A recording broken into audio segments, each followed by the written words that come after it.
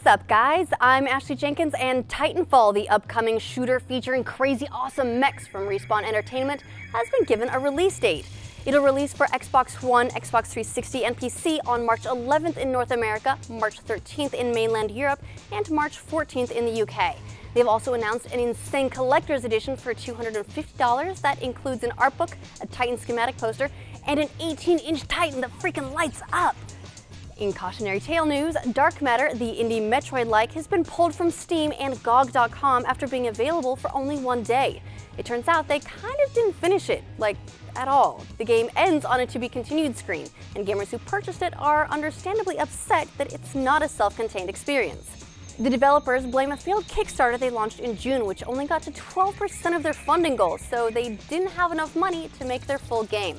Iceberg Interactive CEO Eric Schroeder has apologized, saying, "At present, the end of the game may cause confusion and is not satisfactory. We sincerely apologize for this, as it is not of the standard we would expect. We are working to offer a more conclusive and satisfying ending to the game as we speak, and expect a fix to appear as soon as we are able to."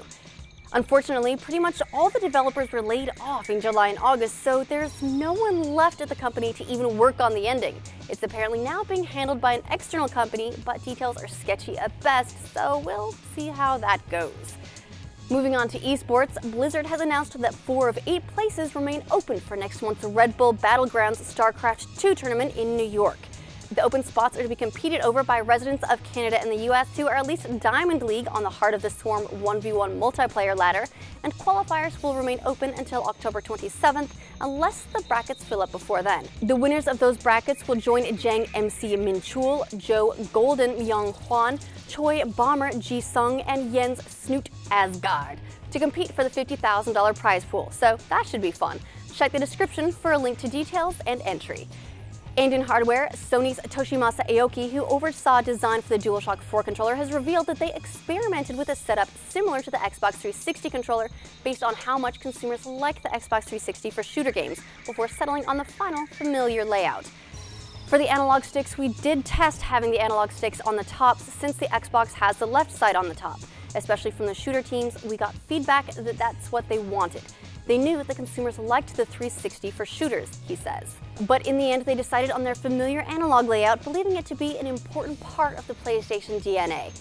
Also, Apple announced some hardware stuff.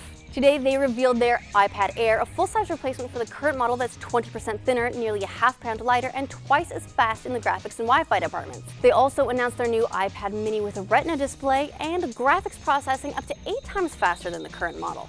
The new iPads will be available in November. Their new Mac Pro will be twice as fast as the current model with 70% less power usage, comes with their new OS X Mavericks pre-installed, and has a ton of Thunderbolt 2 ports, so be prepared to upgrade pretty much everything that plugs into it, and that will be available in December. In a bold but also super smart move, they're also offering OS X Mavericks entirely free for any machine that can run it, which is anything that can work with the Mountain Lion release. So iMac, MacBook, Mac Mini, and Mac Pro machines. It's also worth noting that Apple exec Phil Schiller says he loved watching the Black Knight trilogy on his Mac. I didn't even know Monty Python gave their legless, armless knight 3 whole movies. Oh, he meant the Dark Knight? Well, that's awkward.